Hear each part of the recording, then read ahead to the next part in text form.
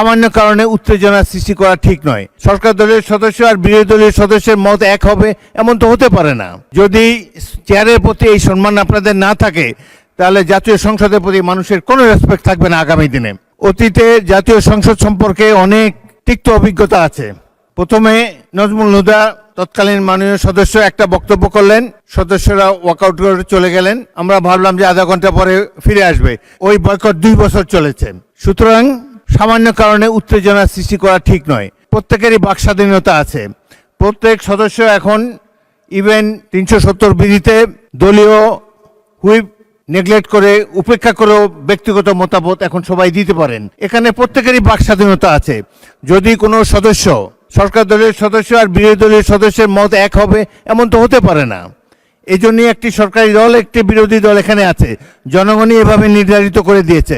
যদি সরকারি দলের কোনো সদস্য তার বক্তব্যে আপনাদের আপত্তি থাকে, আপনারা এরপরে তো plenty of time is there, আপনারা তার বিরুদ্ধে তিনি যা বলেছেন সেই যুক্তি খণ্ডন করুন। তিনি ভুল বললে তাকে পাল্টা অভিযোগ করেন তার বিরুদ্ধে।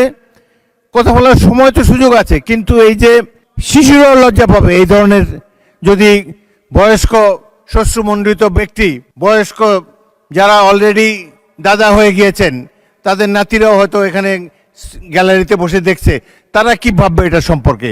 আরেকটি জিনিস হলো, সংসদের স্পিকার যখন দাঁড়ায় তখন এটি অবশ্য কর্তব্য সবাই এখানে বসে পড়বেন।